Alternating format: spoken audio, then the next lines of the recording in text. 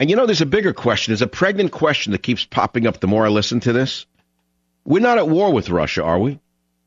Russia is currently our ally. Isn't Russia our friend? If Russia is our friend, then why do they need us to cut our nuclear arsenal at all? I ask myself. Well, why do they need, if they're our friend and they have no harmful intentions towards us, why do we need to cut our nuclear arsenal to convince them that we're their friend? I thought they are our friend. Right? I mean, they export oil, they export some of the most beautiful women in the world. They're our friend, aren't they? Russia is our friend. So why are we now talking as though they're our enemy and we must now sign a peace treaty? I thought you only signed a peace treaty with someone that you formerly were at war with. Am I making sense to you? In other words, he's not making this announcement as though we've come to the conclusion of a long war and here's what we're settling on. The League of Nations has worked out a treaty. Why is he suddenly signing a peace treaty with Russia when we're not at war with them? We're not at war with Russia. They're our friend. United flies in there every day. Delta flies in there the last I checked if they're still in business.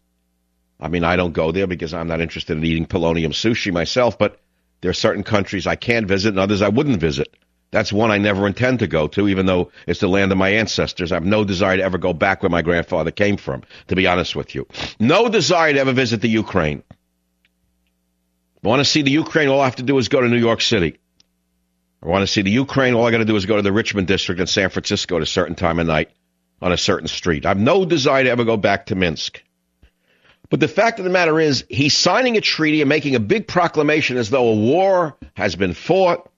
The war is over and he won it. And now we're allies and we're going to agree to the following cuts in our military capacity. Why is he doing this now? Can anyone answer that question? Because that is the essence of this discussion. Why is Obama doing this now when we are not at war with Russia? Can anyone answer that question? Because I'm the first one to ask it in the American media. I am the only one in the American media who's asked that question. I've racked my brain now for days trying to figure this out. And I knew something didn't make sense. I mean, if we had been at war, I'll repeat it again till you finally get it, and the hostilities had ceased, and now this was over, and we agreed, all right, the war is over. Remember what Germany had to do after World War I? They had to agree not to have an air force. They had to agree not to have a navy. Remember they had to sink their fleet? Remember that heartbreaking picture, those pictures after World War I? Some of the dreadnoughts that Germany had built had to be sunk. Do you remember those pictures? I guess you didn't get that while you're getting the lesson on how to put a condom on a cucumber. But Germany had to agree at the Treaty of Versailles, because they lost the war, to cut their navy, cut their not develop weapons. The soldiers had to march with wooden rifles to prevent World War II. Remember all of that? But that's because they lost the war. Did we just lose some war that I don't know about? Did Obama lose a war somewhere that I missed while I was taking a nap? What war is it that we lost? What war is it that we lost that we have to sign a treaty with Russia right now? Why are we signing a treaty with Russia right now? Why have we agreed to cut our nuclear arsenal right now? What's the imperative? Were we at some point of a nuclear exchange that I don't know about? Of course not. So this is a unilateral decision to demilitarize the United States of America for no apparent reason. And in the background, there is the dragon. Is China cutting its nuclear arsenal? Did China agree to cut back on its launchers? Did China agree to stop developing ballistic submarines? Did China agree not to develop its navy? I don't think so. So what is this man doing? How is he getting away with this? How is Obama getting away with this? I have to go back to my initial statement. Obama is the destroyer, like a destructive child who takes apart a watch and then cannot put it back together again. Then he takes apart another watch.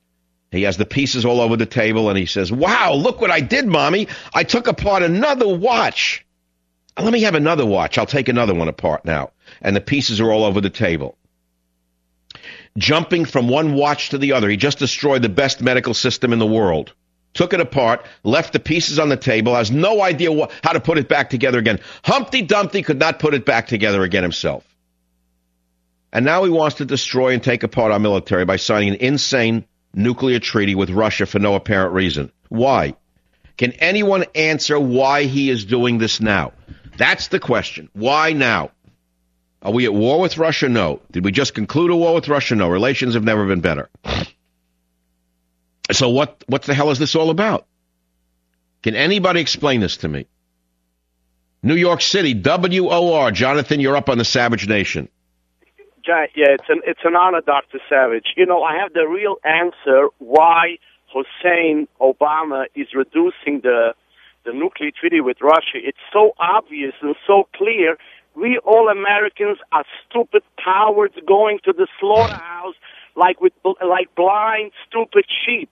Don't you see the reason he's doing that is because when sooner or later Iran, this Ahmadinejad partner of Hussein, are gonna attack Israel, and that's when Hussein, this educated guy from Washington, is gonna have a very good reason not to bomb Iran.